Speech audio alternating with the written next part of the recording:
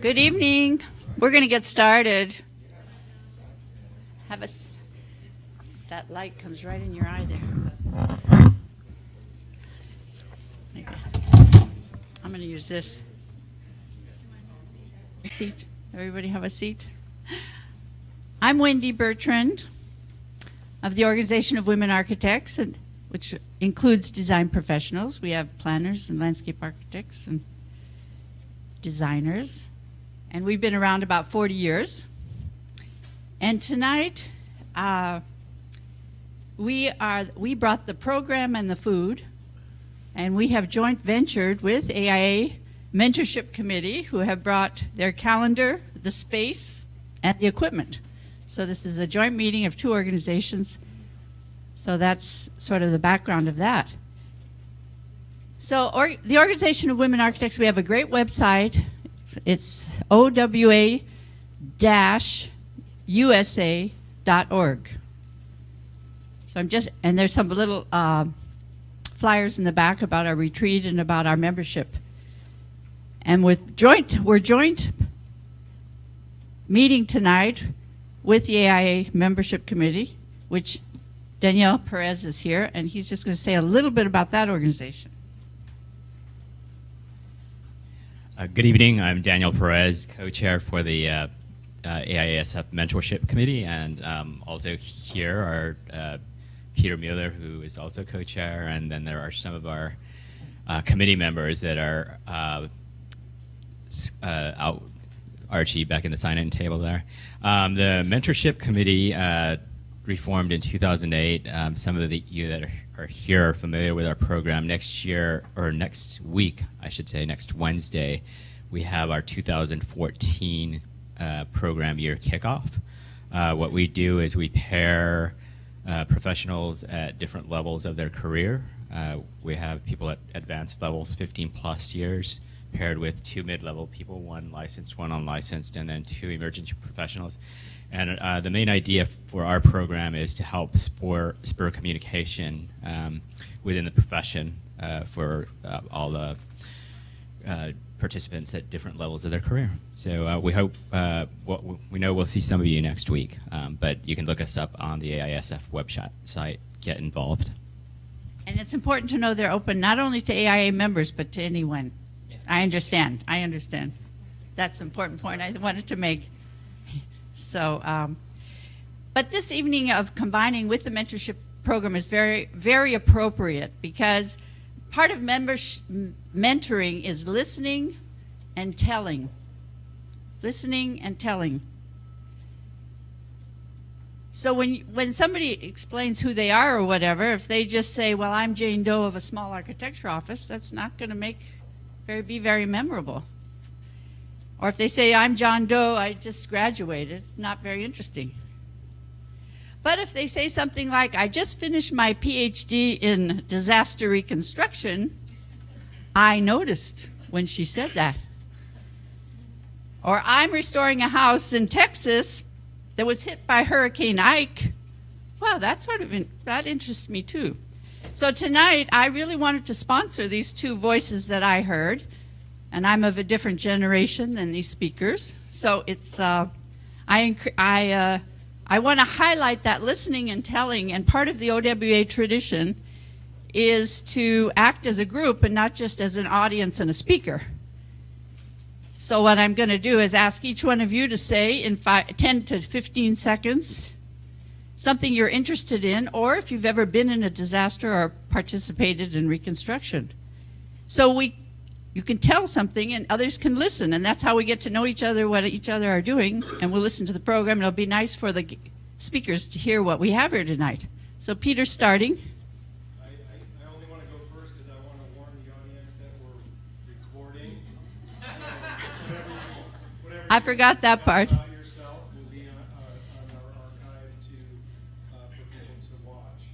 And I'll tell you about myself. I'm an architect. I'm a co-chair of the mentorship committee. I'm so pleased to have OWA here. And also, since you mentioned it, I am a volunteer and also a teacher for the State of California Safety Assessment Program. So if any of you want to get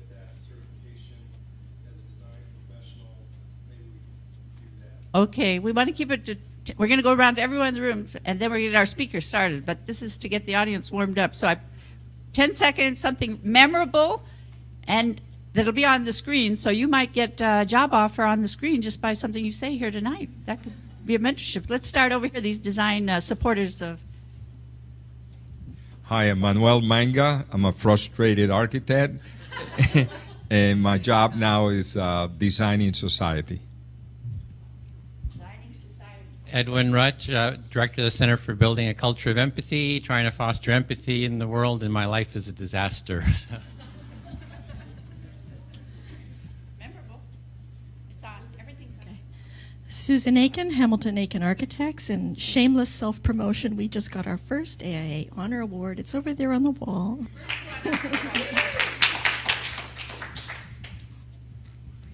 Heather Manchester. I work with young people in leadership and participation, especially in planning and design.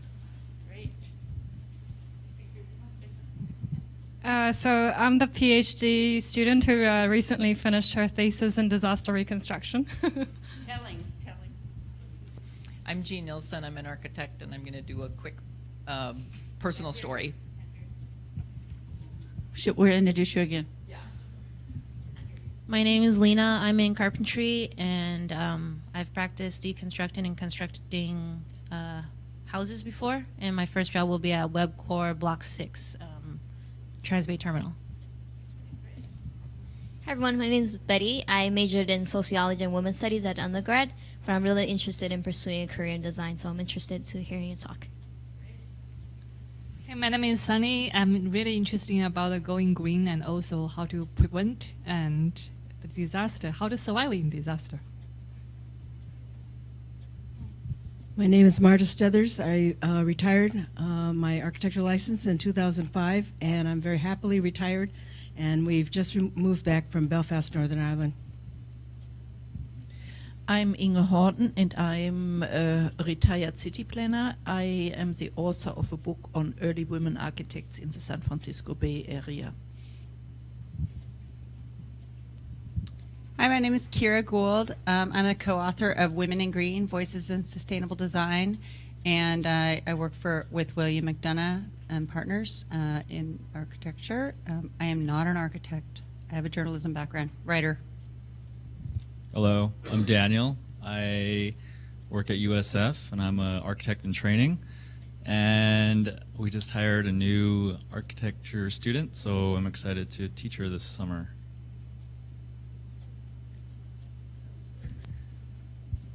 Hi, I'm Veronica Velasquez. I studied architecture. I'm a designer at ACOM and mostly workplace and retail. I had the opportunity to design a sculpture that's in the Levi's Market Street store. So check it out. Hi, I'm Nicole. I'm an architect from Italy, just moved here, and I would like to know something about... Oh, sorry. Hi, I'm Nicole. I'm from Italy. I'm just moved here, and I would like to know something about architecture in San Francisco. So. Hi, my name is Mohammed Mahyari. I just graduated from UC Berkeley's architecture undergraduate program, and I hope to study and work in this field and try to look more into the field of humanitarian design and urbanism. So hence why I'm here at this talk. My name is Savina, and I work, I'm a designer at Good Evans here in San Francisco. I'm interested in socially responsible architecture, and my thesis at Cornell 4 years ago was about the favelas in Rio de Janeiro, and I did interesting research over there. My name is Nuria. I'm from... Can you hear? You can't hear her. Well, my name is Nuria.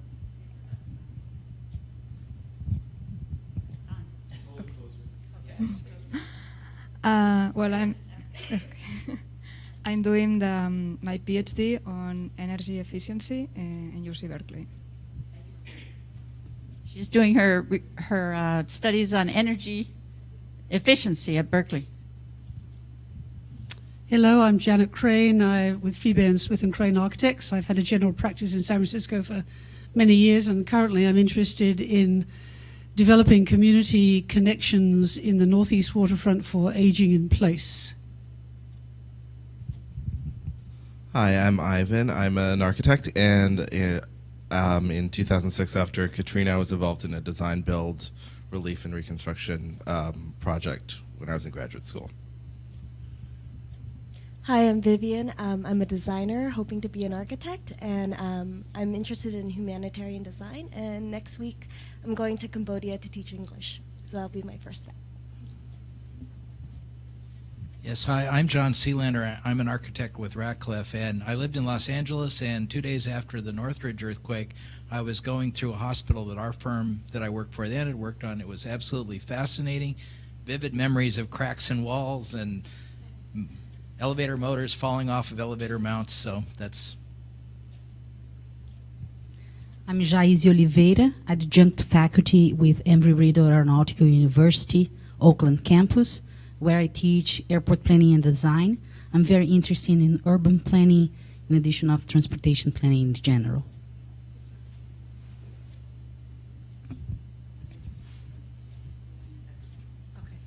Hi, I'm Essen. I just walked in. I'm an interior designer. I run my own practice, doing mainly residential remodeling projects. I also teach at interior design at UC Berkeley Extension. And I haven't had a chance to think about what I'm interested in, so I'm going to pass it along. Thank you. She's also on the Organization of Women Architects Design Professionals Steering Committee. We'll go back that way. Thank you. Hi, I'm Allison. I studied architecture at the University of Oregon. My undergrad degree was in psychology and environmental health science and policy, and I work here in the city at a firm doing multifamily housing. Hi, I'm Archie Wu. I'm a member of the mentorship committee. I also teach at Academy of Arts University. Hi, my name is Jim Fong. I'm an architect here in San Francisco, and my closest relevant project for disaster relief is winning a prize in the Manila competition, which is back in the 70s. Remember that? Manila competition in the 70s.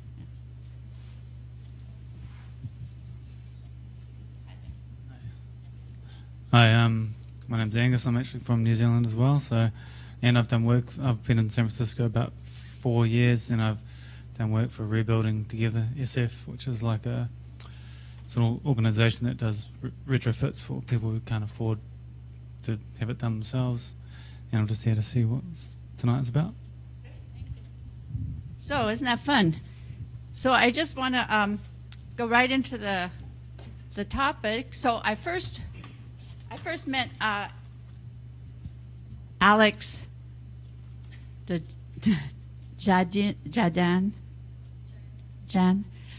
Lee at a conference in Berkeley in 2011, and we kept track of each other. And so when I heard about her thesis, I really wanted everybody to hear about it. And then when I was talking to Jean Nilsson, she said she had done an actual project, a reconstruction during Hurricane Ike. So I thought we'd have a short presentation by someone that's done something on Ike, and then the PhD thesis subject by Alex, and then we'll have a discussion in the room after that. So, and we have to be out of here at 8 o'clock, but it's still worth us to get to know what's going on. So we'll start with Jean, and then we'll move to Alex. Thank you, Wendy. I'm Jean Nilsson. I'm an architect licensed in California and Texas, and I'm here to share my personal story of disaster recovery, housing, and preservation.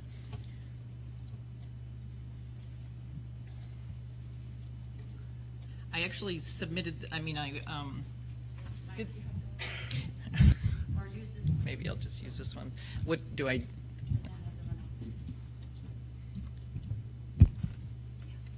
Okay, is that better?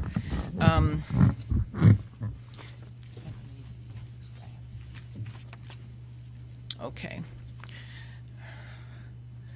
This is my hometown, Galveston, Texas. I'll be talking about the East End, and it was a site of the worst natural disaster in U.S. history, which was the 1900 storm up in the corner, in which 6,000 lives were lost, and large areas of the city, shown in dark gray here, were totally destroyed. Both of my grandfathers survived that storm and would not speak of it.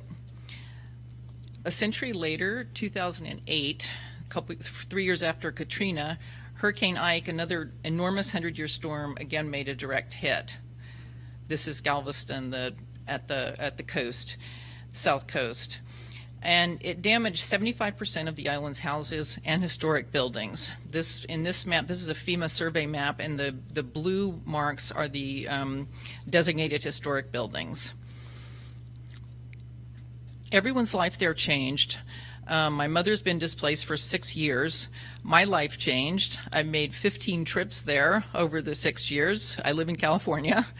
In the first cleanup 6 weeks after the storm, neighbors and volunteers from Austin helped us. We donated clothes, we donated salvaged wood shutters to the Galveston Historic Foundation, and amazingly we found and salvaged original porch components from the house, which are marked here with the red stars, that had been removed from the house in the 1950s. We never knew they were around still.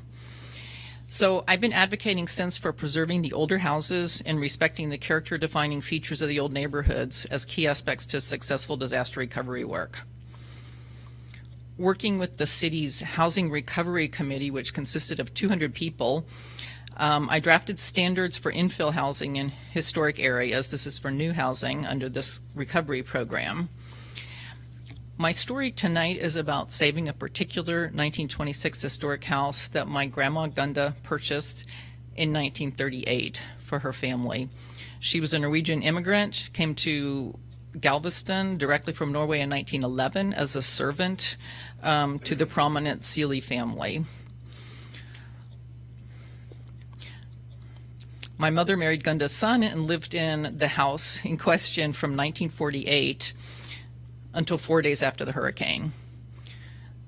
The house needed significant repair and was deemed eligible in 2010 for rehab under the Disaster Recovery Housing Program using federal CDBG funds. The house is in the East End Historic District, which I've overlaid their map here on the FEMA map. So the dark blue is the East End Historic District. It's a neighborhood listed in 1978 on the National Register of Historic Places. And since it's in that area, again, it's marked here with the red dot.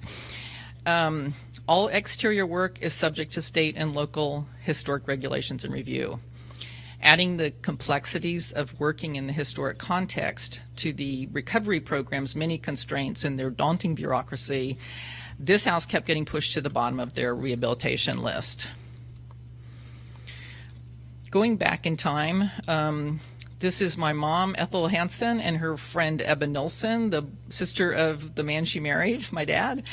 The East End neighborhood was a diverse, largely working class neighborhood with corner stores, light industry. In 1958, my father made significant alterations to the house, shown here in progress, to accommodate his radio and TV repair business downstairs, unfortunately obscuring the house's original character, and resulting in it being classified in 1969 as having an adverse effect on the potential historic district, and again in 1988 as an intrusion. So these are the records that I was given from the planning department when I went down there. My challenge was to find a happy medium between the conflicting requirements of the recovery program, those of the Texas Historical Commission, who had to approve the house rehab as meeting the Secretary of the Interior standards, reclassified the building as contributing to the district, and granted a windstorm exemption.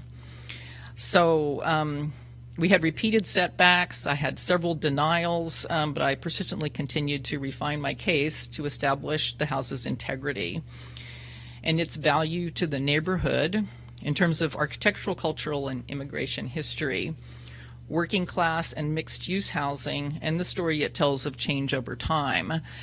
The latter criteria not being part of the National Register nomination back in 1978, but something that has, since then become important in historic neighborhoods. I referenced just Sanborn maps. This 1912 Sanborn map, blocks 372, shows the pre-1920s neighborhood context of the house, which is at the red dot, the red star. where my grandmother would later purchase the house in 1926.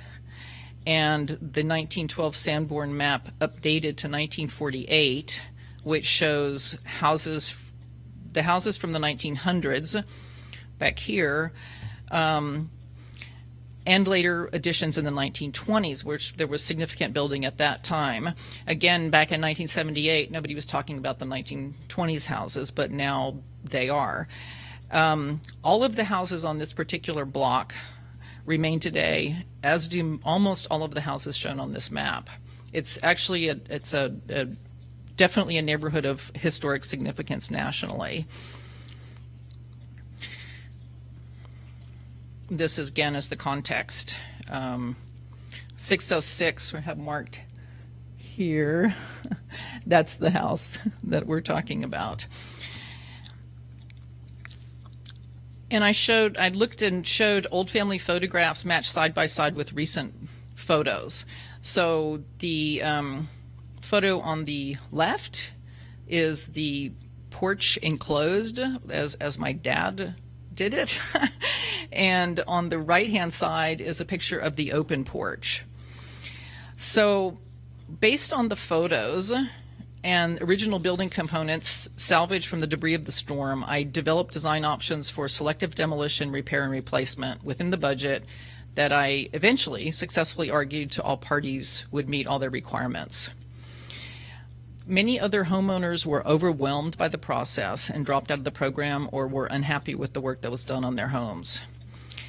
I was only able to accomplish this project because I am an architect. I understand budget, scope of work, existing conditions, historic research, how to put together a case, how to rally, folks around it. I know, for instance, that when a planner repeatedly is too busy to see me, to keep calling, to show up, to park myself outside her office, to ask to see the documents her decision is based on, which were those documents I showed earlier about it having an adverse effect, and to question and respectfully disagree with them. I know to talk to the neighbors, to go to hearings, to call my city council person, the landmark commissioners, the mayor, show up at city council meetings, etc. And understand about the concepts of integrity, building codes, the HUD requirements. It's just an absolute morass of requirements. And the average homeowner, traumatized, poor, elderly as my mom was, doesn't have these particular skills that were vital to our success. During construction, I kept historic photos, my drawings, and original components on site. This is a design build, basically, project. There were no drawings, no official drawings for this.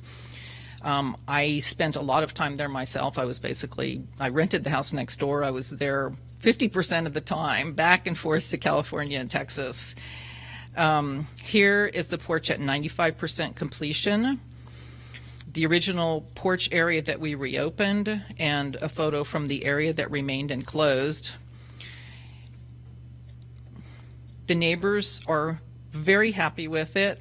They consider it a contribution to the neighborhood. They were absolutely key in getting the project approved, and I really feel like it's really a gift to the neighborhood as well as to my mom. The contractor who we worked with, and I can't tell you the hours and drawings and all the effort I put into educating them and showing them what could be done. They say that it's their best renovation. They've made it their poster child. This is from their website. Local leaders are citing the house as a valuable precedent, and we all hope that it's a catalyst for continued recovery in the historic areas. Thank you.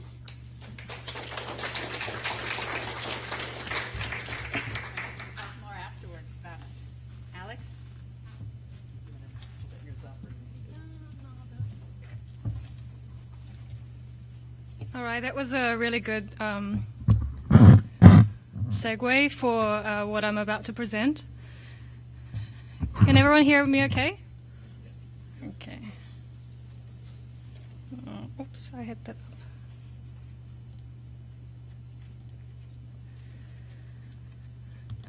up. So I wanted to begin by This map speaks for itself. I am just presenting a very quick snapshot of the changing climate in the US in 2014. And so I don't know how many of you remember seeing this on the news. This was sometime in March. There was a big earthquake in Los Angeles, which about 200,000 people felt. And this was flood in Alabama, which was, last week and probably still going on now. The bushfire season has started unseasonably early, but this is just the beginning. And I wanted to start this talk by saying the disasters, even the natural disasters, are not very natural. And if we think about it, disasters are something that happens at the intersection of what Mother Nature does naturally and human activity. So you could say that maybe there's an underground group of arsonists that are causing all these bushfires in Southern California every year, because they say 90% of these bushfires are started by humans. But you could also say that about a lot of disasters that happen around the world. And what this map demonstrates is basically, even though it shows all the earthquakes around the United States that are above magnitude 4.5, so it's similar experience as what we've seen in LA, we only notice those that affected people. So if there's no people around, we don't really consider it a disaster.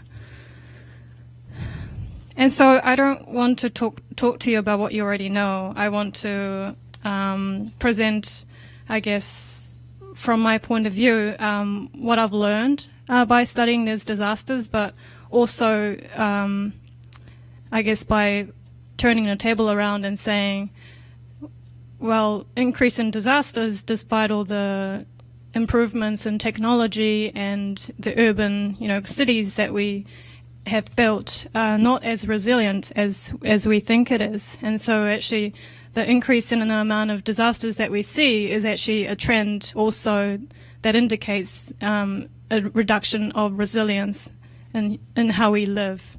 And so my motivation for doing this research actually began as a way of questioning this and thinking about it from an architect's point of view, because that's my background, and I like to look at the built environment from the lens of an architect. But at the same time, there's so much that we don't know about disasters, and that's why it's so complex, and we often talk about the wicked problems. And a wicked problems framework is basically built around what we don't know, and acknowledging that a lot of the problems that we see in the world, it's all the things that we see in the world is what we see above the surface, but there's so much that's going on below the surface that we don't understand. And this brings us back to what Horst Rittel said all those years ago. He was a design theorist at UC Berkeley, and he coined this expression, wicked problems. But I bring him up because he's also one of the earliest advocates of democratic design. He was the one to say that design is an activity that everybody participates, and it's not just architects, and it's not just design professionals who have certification in design, but it's what everyone does, at least some of the time. And so I thought that was a very poetic, not just poetic expression, but it really resonated with me in terms of what resilience means, because architects can't be there for every single incident that happens when the community needs our support. But we actually have to build capacity within communities to rebuild themselves. And to some extent, it really resonates with Jean's presentation and what she was able to do for her mother. And so her story is just as much of a personal story and as a human being as it has been as an architect. And this definition of design by Horst Rittel is also quite profound, where he basically explains design, the intention of design as being something that brings about a positive outcome or an outcome without creating unforeseen and undesired side effects.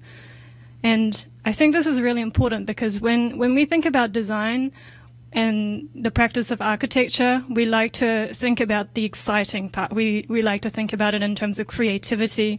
We like to think about it in terms of innovation, the aha moments. And even though in practice we only spend maybe 5% of our time doing the design and 95% of the time doing everything else, we want to spend 95% of the time actually doing design. But I think when it comes to design, we have to think about what happens afterwards. So my research has been about studying the cycle of disasters, and the reason why I chose to study disasters is not because I like chasing disasters like those people who like chasing hurricanes and cyclones and, with their mad filming equipment in the car, but rather because I think disasters amplify social issues, whether it's positive or negative, because it brings about awareness of what's going on in our society. It makes us naked in a way because you can't hide from the problems that you've created. You see all the corruptions that's happening in governments, or things that are not working in your neighborhoods because you didn't really know your neighbor. And the Hurricane Katrina case study, which I'm about to talk about in a little bit more detail. It's so good to have some of you in the room who's been involved in the rebuilding practices, because I think you really know what I'm talking about.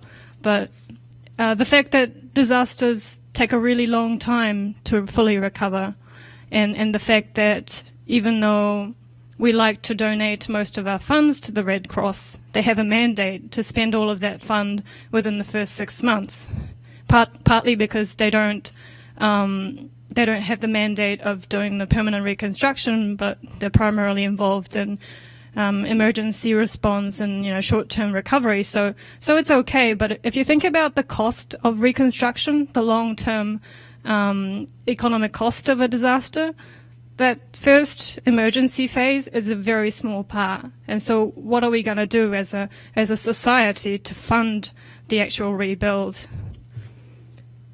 And I guess the sociological aspect of disasters, we don't really think about the mental impact that it has on the people because it's hidden and it's not transparent. And the reason why it's good to kind of bring up this discussion in terms of architecture is because it's so present. Like, it's right in front of you. If you see cracks on the walls, like, it's a symbolism of what's going on internally within all of us. And so I was actually in Berkeley 10 years ago as an exchange student at UC Berkeley. And so it was in 2005, so 9 years, but it was the same year that Hurricane Katrina happened. And a classmate of mine was a transfer student from the University of Tulane. And so she was a refugee of that disaster. And that's kind of how I got into and became interested in looking at disasters as well.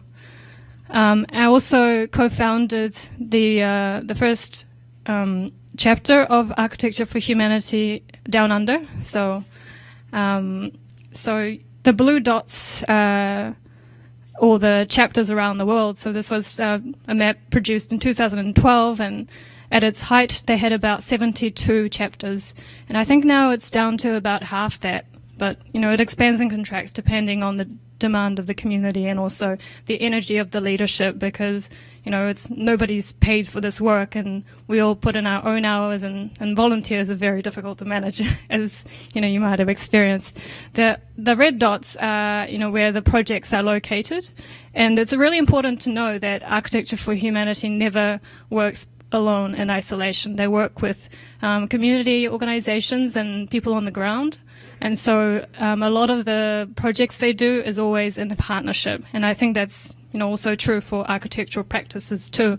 So a lot of the works that you see around the building, is a work of many people. So that's important to note. The green are the sites of satellite offices, I guess. And And so Cameron Sinclair, the founder of the organization, he liked to talk about Architecture for Humanity's mission as being the equivalent of the emergency room in architecture. So wherever there's a disaster, that's where our biggest office is. We send everybody.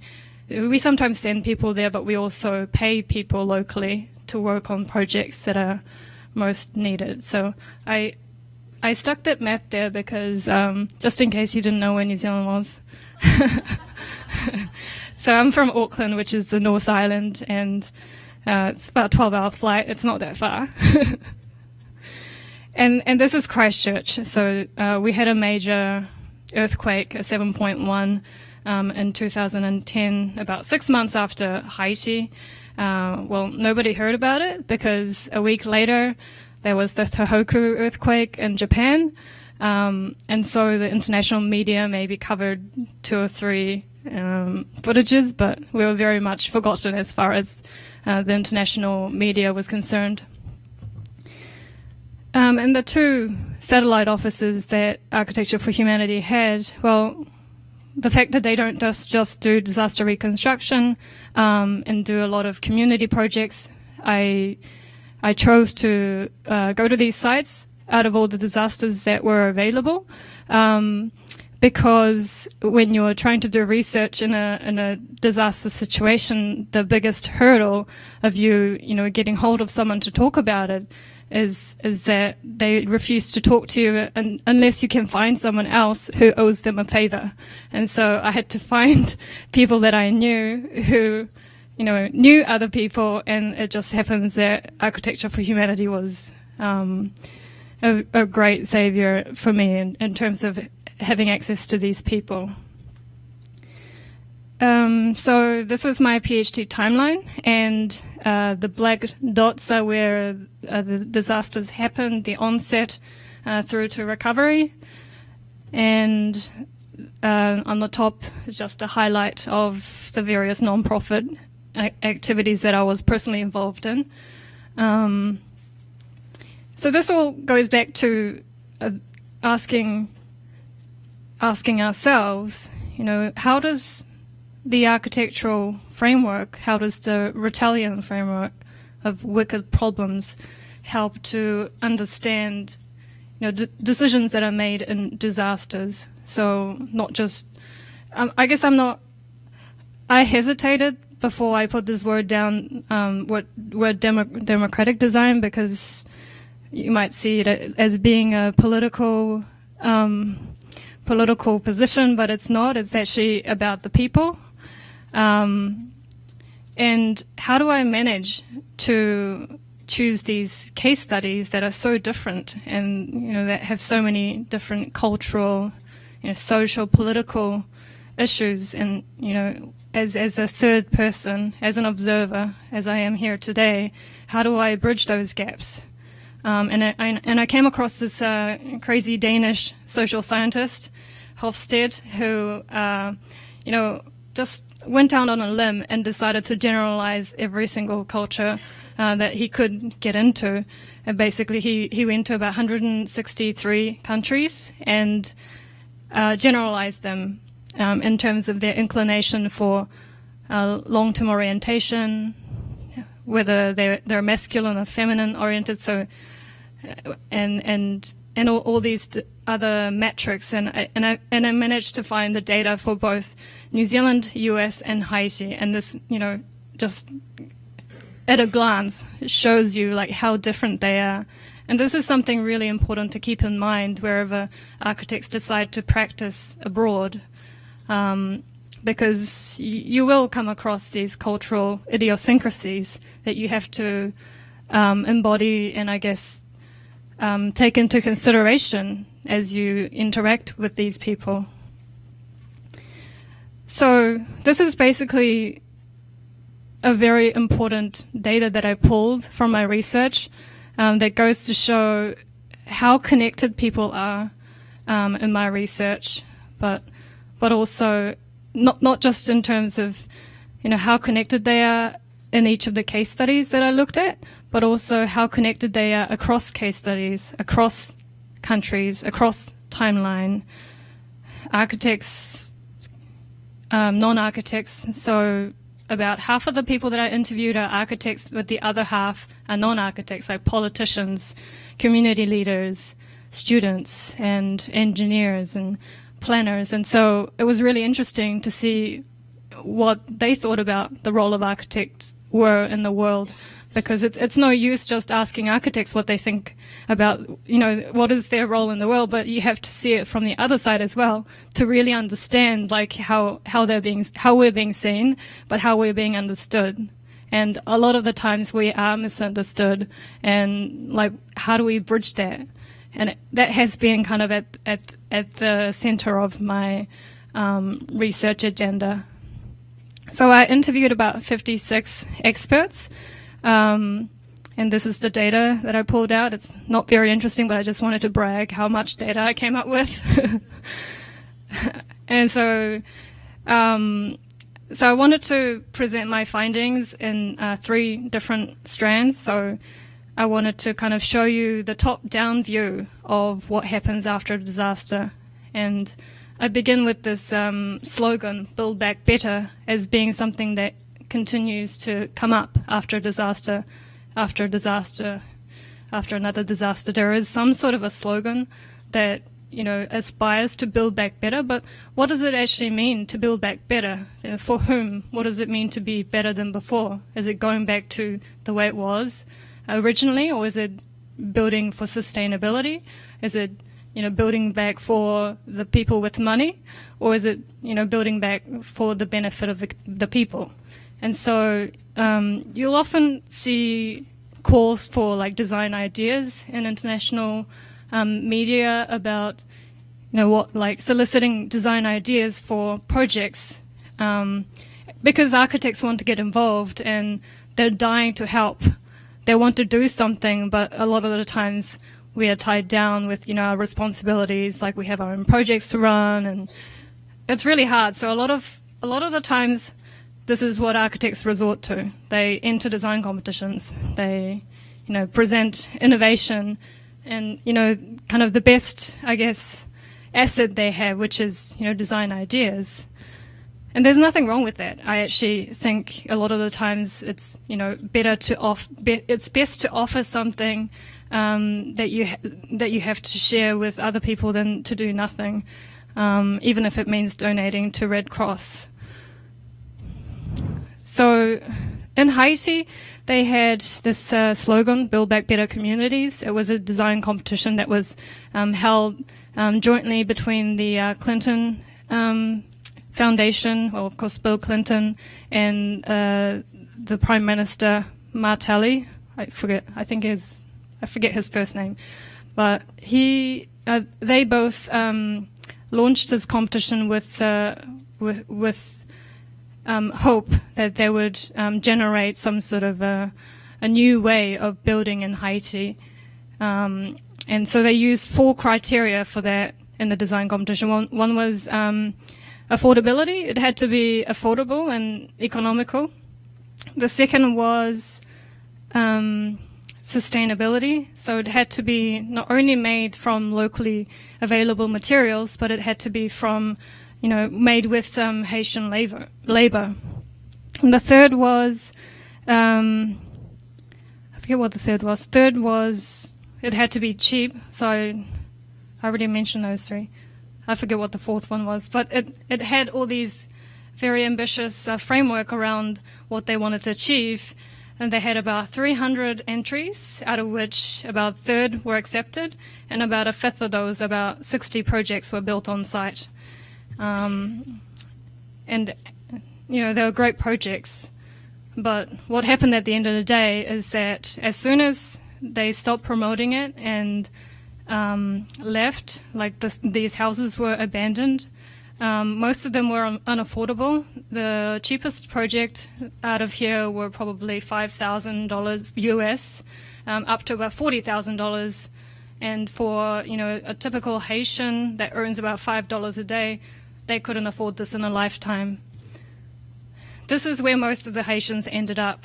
This was an equivalent of a concentration camp, but this is actually tents that were provided for by the UN for internally displaced Haitians. The problem with this was that there was no security, there was no sanitation, no running water, no toilets, and as you guys probably well know, twice as many Haitians died in the cholera outbreak that followed, then from the impact of disaster itself and all the falling debris from the favelas they had.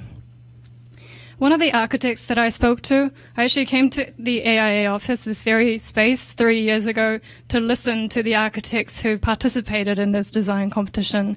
And I just wanted to, say that I have my highest respect for them because they decided not to enter into the home expo that I just showed you.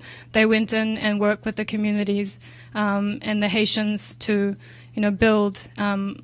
build the prototypes with using local resources. And so it was definitely not the norm, but what he basically tried to explain to me was that trying to design houses in a disaster is like a valley of death. Like so much resources go into it, yet there's a very slim chance of success. And let me just quickly go through Hurricane Katrina. The slogan this time was "Bring New Orleans Back." I don't know if you remember, but there was a mayor's task force built around replanning New Orleans. And what they did was they mapped the areas and various levels of flood in New Orleans and proposed this, which is quite innovative and very rational and thoughtful in a way, but I guess the biggest mistake they made was they didn't consult anybody in this process, anybody in terms of any members of the public or the community. And so as soon as this went public, all the people that lived in the green zones revolted because they were basically suggesting these neighborhoods were going to become parks and green fields and they had nowhere else to live. And so they said, no, we don't want that. And then the FEMA brought in a bunch of trailers, which also caused a lot of health problems, as you remember. Like Haiti, a lot of people got sick from the formaldehyde poisoning that, with the humidity coupled with the high summer heat, like people were just roasting in there and being exposed to these fumes and getting sick. And so, do we continue to blame people for these kind of mishaps that happen? Is this kind of possibly the future of San Francisco? Laws were introduced to protect people, but sometimes it's used against people. And in this case, the Corps of Engineers were sued for about $5 billion because they didn't keep up with the upkeep of the levees around the New Orleans, which caused the floods and resulted in a lot of neighborhoods going under. But the Supreme Court ruled that they were not responsible because they had the Flood Control Act of 1928 protecting them basically and, freeing them of any responsibility. There is one hope left. I mean, there is some justice left in the world because the mayor has basically been charged with about 20 different accounts of corruption. And so there's a little bit of a silver lining in that story. And Make It Right Foundation in the New Orleans, in the lower ninth, they had such high hopes and good intentions and had a lot of positive media, but I guess it's so nice to have such a big gesture, and without Brad Pitt's help, like all of this wouldn't have happened, and it so brought a lot of media to the ground, a lot of funding. But I think we have to also start looking at what's not in the picture, and not looking at what's in front of us, but actually looking at the background. Where are the schools? Where are the hospitals? Where are supermarkets? Where do these people go? You give them these homes, but where else, can they go to make a living? So going back to Christchurch, there was another slogan: "Build back better." Can we build back better, or are we going to let it be? I mean, we had a lot of ups and downs over the last 4 years, and the reason is that the aftershocks never stopped. It's still going, and the government is basically not able to make any decisions to go forward because the aftershocks keep happening, and that every time it happens, they have to bring in professionals to reevaluate all the buildings. And one of the biggest controversies for Christchurch is that in the second aftershock, in the February 2011, about 200 people died because they were not properly reevaluated, and there were people in the building, and it just basically just collapsed down to the ground. Christchurch is seen as a success story for a lot of international disaster researchers, including people in the Bay Area. California is very interested in what's happening in Christchurch because they share a lot of similarities in terms of the era of buildings that were built, the construction styles, the type of earthquakes they will experience. So it's kind of a small window into the future for experts that are based in California and looking at what they could do when they rebuild. But someone told me, one of the people that I interviewed said that it's the most dictatorial police force that he's ever witnessed in his whole career. And so the flip side of what you see, which are the positives, is that a lot of people were evicted without any way out of it. And so a lot of people were treated with hostility, and they were disempowered. One of the positive things they did was to do an ideas fair for the Christchurch residents. And so the city hosted this Share an Idea weekend where everybody could come in and stick on post-it notes their ideas about what they want to see in the new city, which attracted about 10,000 people, which is quite big because that's about 1 in every 8 person. And Christchurch is the second largest city in New Zealand, but 10,000 people turning up to one event is a major success for New Zealand for our scale.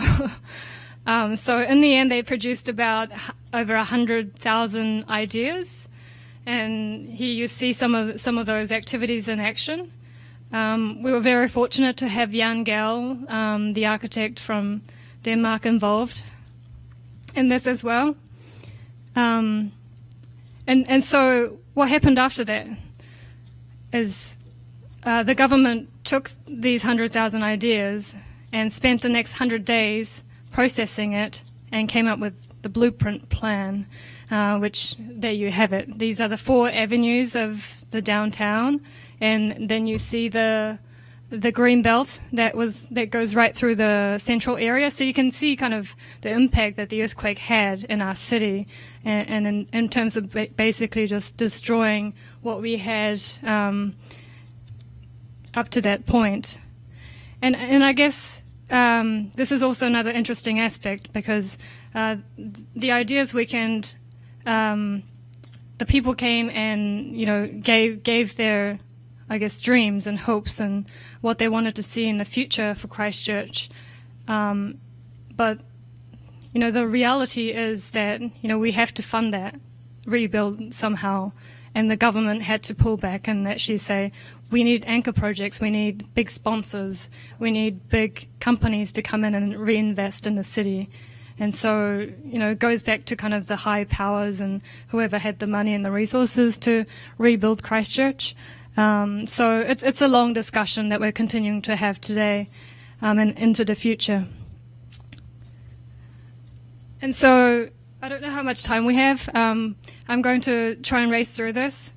So the second perspective I wanted to share with you is the bottom-up process of how we bring about social equity using the power of design. And I came across this concept of citizen architect on the AIA website. I think it's fascinating. I want to learn more about it. And the idea of participatory design, how to involve people in their decision making to make our decisions more equitable, whether or not we think it's it's a good idea or not. I think it's really important, as Wendy mentioned earlier, to learn to listen. So in terms of Haiti, the synonym for Haiti is that it's a republic of NGOs, because even before the earthquake, by informal counts, there were about 10,000 NGOs in operation in Haiti. And the people in Haiti who, the American architects who work in Haiti often talk about this concept of Haitian way. Like, people don't want to change, and people have very strong beliefs in, cultural values that won't change whether or not good alternatives exist. And it's not necessarily a bad thing, but I think it's really important for us to acknowledge the other and acknowledge the integrity of the people that are receiving design. And it's not to kind of say like design as a service, but design is actually a source of empowerment for these guys. And it's only then they would start to, really embrace the gift that we have to bring them. So I guess the alternative of a Build Back Better is what Build Back Better would mean for Haitians. And so Bâti Bien is a rebuilding center, basically means build better in Haiti. So this is what Satellite Office of Architecture for Humanity basically had established in partnership with the licensed Haitian architect there who used to practice in New York. And so, after Hurricane Katrina, there were a lot of small community organizations that got together and, worked very closely with local communities. And this is one example. And Gulf Coast Community Design Studio actually was founded right after Hurricane Katrina, and they've been extremely successful. David Perks, the director of the organization, has found ways to become very profitable and, expand his practice through this last recession that we're just still coming out of. And so he actually just reframed architectural practice in terms of something that comes out through the community and through, support of the government. And he managed to, find partners within civic institutions, but also local bodies, so that he didn't have to depend on, one big client coming in and, commissioning an architect to do this project, where he actually went out, found projects, and figured out how to finance it. So it's an alternative model of practice, which has been really successful. Design agency, this is another idea. How do we, think about design in terms of agency, and how do we use that to empower people? I think I mentioned this earlier. And somebody in the audience said they were involved in the Manila competition in the 70s. So our architectural ambassador from New Zealand, he was one of the finalists of the Manila competition in the 70s. So he recently went back to work with them to see what he could do. And so, like the small seeds that we plant in our society actually comes back to us. And so, it's really good to kind of listen for that and find opportunities when we can, and find hope in that as well. So Christchurch is also known as the People's Republic. They have a very strong culture of, people-oriented citizen movement. It's kind of it tries to kind of go against the grain for something that they believe in. They don't believe in, selling off our assets to, overseas investors. We are very resourceful. And, what happened after Christchurch is that we had a lot of grassroots organizations, people with design backgrounds who actually just came together and said, well, we want to start filling up these empty lots. We don't want to wait for, the government to give us the green light to go ahead and rebuild. We actually want to, bring laughter back into people's lives. We want to, basically, this is another example where a student leader was really frustrated with the rate of the recovery from the government, and so he basically just created a Facebook page and said, well, who wants to help me shovel up these silts from the liquefaction in people's homes? And so he had about 50,000 people, 50,000 homes actually in total, that he went around and helped to remove dirt, and liquefaction is just really like acidic debris that shoots through the ground from the vertical acceleration forces. So if you're living by the coast, it's very likely that you'll be exposed to liquefaction damage. And this concept of sharing our resources. So this small community that's few kilometers off, I guess in terms of miles, that would be about 20 miles out of the city. They had a really small community on the other side of the tunnel where they had to basically be self-sufficient, and they actually, because the distance from the main centers, they actually became more resilient. And by not being as dependent on the central resources of the city and the infrastructure, these folks got to know their neighbors really well. And what happened after a disaster is that they traded time. So if somebody could paint, they would dedicate 3 hours, helping to repaint somebody's home in exchange for 3 hours from somebody else who would come and babysit their kids while they had to go and file an earthquake claims document for an insurance company. So, the communities that were isolated from the central government were actually more resilient in the case of Christchurch. And I guess I talked about the cultural values. It's really important to acknowledge the different ways that we'd like to communicate, and I guess respecting those differences too. So what happened in Christchurch is that when a lot of these evictions happened, it really got to the heart of the indigenous population, the Maori population, who basically associate their family as the arteries of their ancestors. And so, their home was not separate from who they were. And, basically they received an advice from another elder who basically told them to shackle themselves to the door when the police come to evict you, because there's nothing they can do if you, literally shackle yourself to, the house. And so this is a very extreme kind of extent that people went to go against what was considered to be normal, but it actually helped them, to have their voices heard and to help them in the long run. So the fact that Christchurch was named after a church, it was a really big deal when this church was torn down from the earthquake.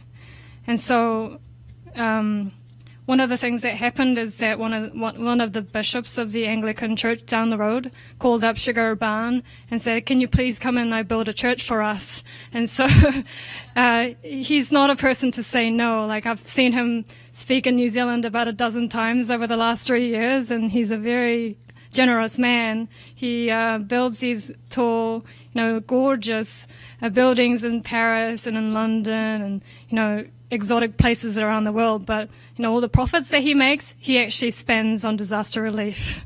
So one of the ways that he's able to be really successful is not by coming in and saying, oh, I'm a really famous designer, I just won a Pritzker Award, I'm going to design you a new church, but actually saying, do you want to help me build this church with me? And so this was very much a community initiative. He spent as much money as he could, but, it was also the people that built this beautiful church as well. So, at the end of it, I'm going to have a slide of Shigeru Ban just, basically saying, well, he's a hero, he just won a Pritzker, but that's another story. So I guess my main message here is to look at, the upside of disasters and looking at disasters in terms of resilience and what we can do, and thinking about disaster as something that we deal with both in terms of what's already known, so not shying away from the systems that already exist to help us get through disasters, but actually think about what we can do ourselves, so not waiting for the government to do everything for us, but saying, what can we do to help rebuild, and what kind of skills can we offer to help people with the recovery. Because in the end, we have to learn from unconventional sources, and perhaps if we look at disasters in terms of resilience, the most resilient countries are in developing nations have had to deal with the lack of resources and all sorts of infrastructural problems. And this is the reality that we're facing, is that the more urban and the more technologically advanced we are, the more vulnerable and unresilient we are as well. So in Haiti, the spirit remains. This is the equivalent of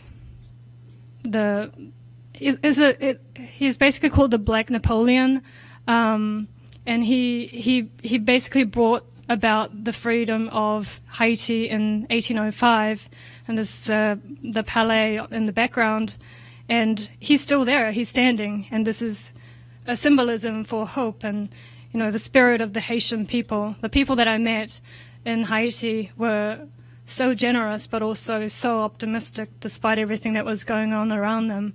I've actually never seen anyone, who loved life more than the people that I met in Port-au-Prince. They don't want sustainable green buildings.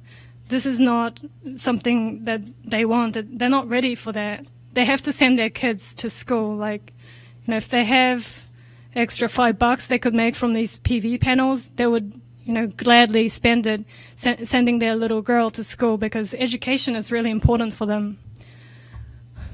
Public interest design, that was a big theme, and Brian Bell, the founder of SEED and Public Interest Design Institute, which is held in different parts of the United States every year, found that over 3/4 of the students that come into architecture school actually come in because they're interested in public interest design or some form of public interest design. So, I don't know how they managed to be converted to, design living. So maybe we should have a conversation shortly after this. Financial responsibility. And, these kind of ideas that we can do something. There's a really awesome festival that happens in Christchurch every year now. It's called the Festival of Transitional Architecture, where they, build temporary, structures so that people can live and remind themselves what it's like to live in a full city. So this looks like something just out of a Gotham City, Batman movie. It kind of has that aura, like he's about to appear from somewhere. And so going back to this map now in closing, this importance of connections and social resilience that we can develop by getting to know each other. And I'm so grateful, Wendy, that you started this talk by connecting all of us in this room, by getting us to introduce ourselves, because otherwise, I don't know who I'm talking to, but I feel like I'm friends with all of you now because I know something about you, and I think that's really beautiful. So thank you.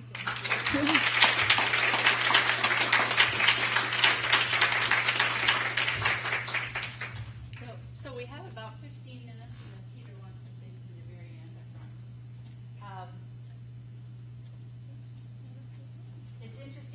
I didn't tell Alex how I was going to introduce this until just now she saw how I was going to introduce that, so it was interesting seeing what she was going to say. But let's see if the speakers want to ask the audience a question or if something comes to mind right away, because we do want to talk more about it. Kira, did you want to say something about why? No? Let's keep it on the positive. Wendy, I have a question. I worked on Katrina replacement housing in 2008 for a local firm, and there were 3 firms involved, one in Pennsylvania, one here in San Francisco, and then a local firm, SQ Dumas Ripple. So, what are the success stories in terms of getting at the root? I mean, we did 500 units that were first phase replacement in Tremlafitte, which was highly politicized because it was an area with a lot of historical character, like the neighborhood that you were working in, Galveston, Gene. And at the end of the day, when you're trying to bring the housing back, it makes me think, in light of your presentation, there was so much concern about the right width of siding and the profile of the gutters and the ornamental details, the brackets and whatnot, bringing a lot of that character back. But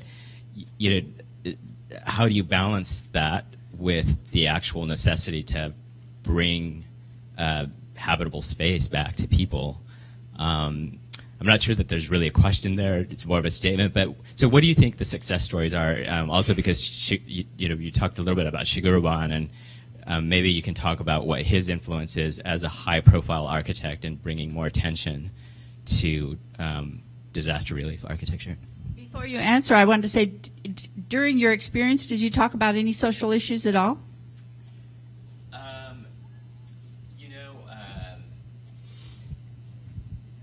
I think it was part of the sort of complexity of having 3 different firms from 3 different cities working on that project, where the Pennsylvania group was dealing with sort of more master plan, urban design issues. Then the San Francisco firm was dealing with the executing the schematic design and bringing that to construction documents, and then SQ Dumas Ripple was the local actual, like, on the field or on the ground in New Orleans. So, go ahead. Does anybody want to answer what he's saying here? Did we hear him talk about how 3 firms are working together? They're all working in different parts. The frustration of that. Does anybody have a comment, or we can move on? Well, I think my my observation has been that it doesn't really matter what skills you bring to the table. So this is just what I'm hearing is that you see them as 3 practices that have 3 different roles to play in creating this one kind of project master plan. But for me, like, it's about the different stakeholders and the voices that are in the room. So as long as you have enough communication within the team and across teams, you probably felt frustrated because there was not enough of the cross-pollination of ideas and how different things fit into the picture. And when we talk about participatory approaches like co-design and participatory design charrettes, a lot of professionals they wince because they don't want untrained, non-design people to come in and, design. But I think we have to acknowledge, what value they do bring and actually be actually educated enough to filter through what they're saying to see, what is really needed, and if there's any gaps that, we are not seeing because we only see from our perspective.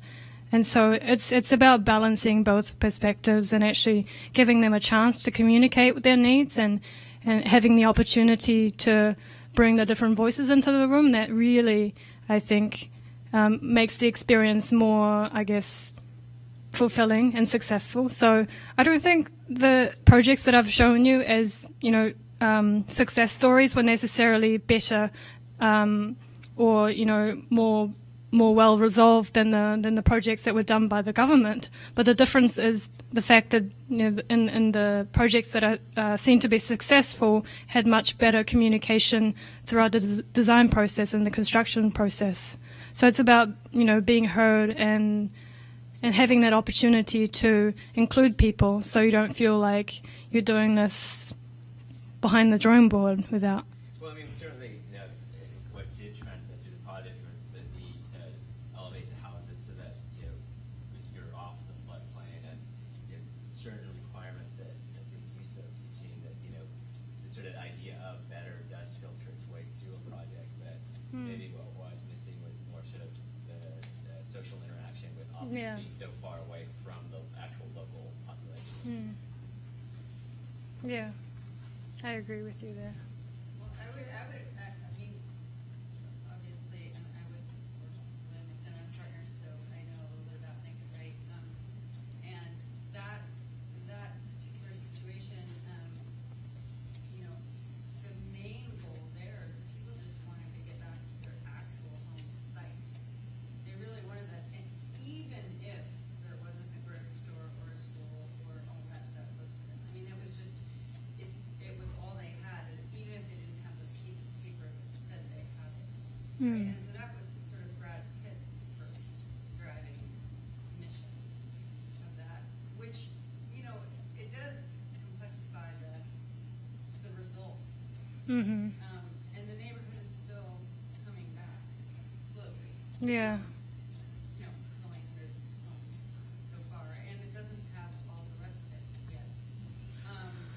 But it is complicated, because that was one where, I mean, and I happened to be at one of the very early community meetings, and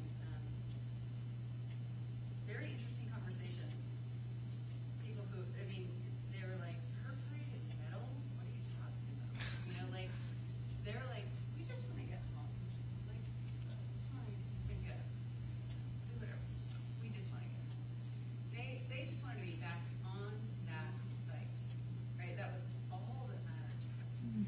So it was kind of an interesting, like, we're trying to engage them in the design process, and they're like, okay, sure, stay wherever you want. Just want to be home. That's it.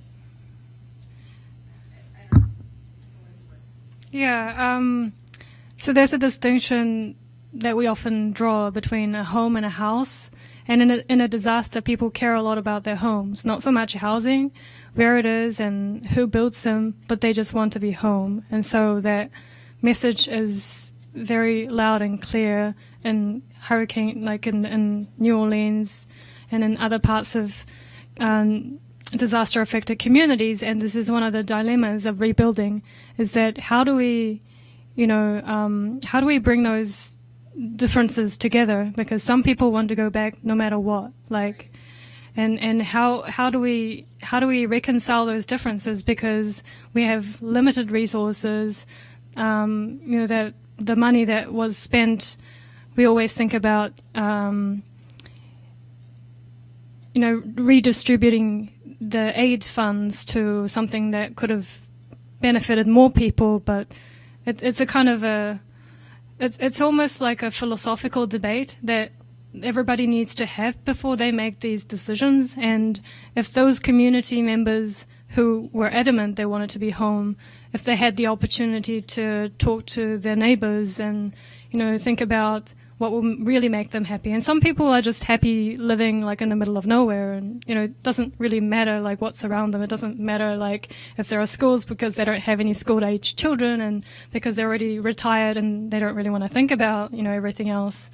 But one of the most interesting trends from monitoring what's happening in New Orleans is that people are going back to the original plan that I showed earlier that was done by Ray Nagin's task force. And so those areas that were marked as green, they are becoming parks. And a lot of people are actually saying, well, we don't want to rebuild. We know this area is going to be flooded again, so let's turn these into parks. And so it's really interesting. There was a lot of political and social resistance against these kind of major changes and transformations, but when you give people time and opportunity to think about these things, people do make the right choices. So it's really difficult because disaster is like all about time compression. Like everything has to be done in such a small frame of time. But it's really important to have those conversations, and I definitely acknowledge Brad Pitt's involvement in bringing the lower ninth onto the map. I think, it's one of the most valuable contributions that any one individual has made. And of course, all the architects that were involved in creating those projects too. About 5 more minutes. Peter? I had a question just as to whether anybody in the room had good resources for a roadmap for resilient practices in communities, all the way from construction and planning to resilient economies based on local skills, like the small community that was isolated. I know some, I've read about it in the news, but I don't know much about where we would draw from that. In my own neighborhood, people were very interested in that concept because they're in a very vulnerable physical location, so they're interested in being more self-sufficient. But is there a roadmap out there that people could look at? Does anybody know a community that's getting to know their neighbors? They used to judge, if you met with your neighbor once a year, that was called a neighborhood. And now I don't even know if they continue to measure that, but how often do we meet with our neighbor? That's part of resilience. There's back here, this gentleman first.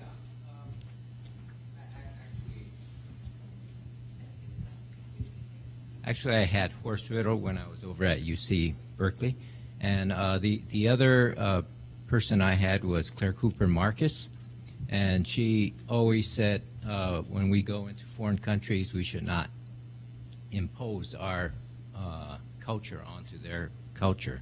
We should study their culture and give them back what they need. And when we go to New Orleans, we could identify the cause of that disaster, which is having much of the land under the water level. Okay, and if you go to Haiti, Haiti and the Dominican Republic share an island, and there's a person named Jared Diamond who talks about the two countries, and you can identify it from a satellite, which one is the Dominican Republic and which one's Haiti, by just looking at the forestation of the mountains. And one of the things that basically, Haiti, way back in the older days, I guess they depleted their forest, and so they became poor.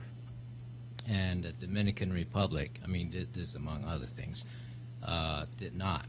They respected the land, and they were a little bit better. So one of the things that we did, San Francisco, after the 1989 earthquake, was that we created NEN, the Neighborhood Empowerment Network. And that was to empower the neighborhoods to fight another disaster. And that's actually headed by Daniel Homsey, and you guys may know the name Homsey from George Homsey at the HDD. That's his son. And what they are trying to do is to empower people in that neighborhood so that after the earthquake, it's not just redeveloping the physical parts of the country, but to empower the people who are living there so that they don't have to wait for the federal government to come in to save their lives. They could do it themselves. And so I think that was a big lesson for here anyway. Okay. I was just thinking of a chapter I read in a book recently about the Johnstown's flood back in, I think it was the 1920s. And, the chapter in this book really talked about how the government, has a historically it's never really stepped up to the plate. And then when they were describing about the Johnstown's flood, they said there was one gentleman who owned one of the large factories in that area, and he, stepped up to the plate as a very strong leader, he had the resources of his entire factory and his company, and he marshaled the resources of his workers to start rescuing people, right after the flood, to help them clean their houses out, and really, turn the place around. And then, for long-term planning, to figure out how do we, prevent the flood from happening. How do we, fix the dam that broke, and to make sure it doesn't happen again. So, they got into the long-range planning. But, the bottom line is it's non-governmental leadership in the private sector. So this is in Johnstown, Pennsylvania. It did 24 Johnstown flood. So, I'm just thinking in San Francisco, which one of our business leaders and Chamber of Commerce we can tap. That's a real good point. Who are the leaders, the industry leaders? We're going to make this real tight. I just want to mention that what is happening at the moment in Oakland with the crime, and that neighborhoods bind together and organize people who patrol the neighborhood and things like that, that is very similar. That's a good example. And we'll close with this comment. I have just two brief comments. One is I have worked with NGOs in Haiti, and the complexity of disasters. One should add the complexity of the social structure there that prevents the recovery from the disaster. I mean, the rich people there have an investment in keeping certain things. And finally, I also want to say that I would say long-term thinking. I think humanity and this planet is right now in the middle of a disaster, ecological and disaster, and we architects of designers should be planning. Yeah, we better get active. Okay, thank you so much, Alex. Everyone, Alex, thank you. Thank you. Thank you, Jean. And Peter wants to say a couple words, and then everybody has to be out in 10 minutes before the door locks. Hi, thanks to everyone who contributed to this, Dan and all the OWA members and our speakers. Thanks very much. Also to the AIA chapter for helping us organize and set it up. But I also wanted to encourage our mentorship groups members who are here. Thank you for attending, and remember to come back here at 6:30 next Wednesday for the announcement of the new groups. And since we're in this big space and no limits on people, and since we won't have any sponsors providing refreshments, we don't have to worry about how many people are showing up. So if there, and given the small number of people here, if there are people who are interested in that program, you can come and observe. We won't be able to match you into groups, but especially for people from OWA that would be interested in the program, we have some people that are already participating, and we welcome that. And so if people want to observe how that works and find out more about it, that's an opportunity. Okay, thank you.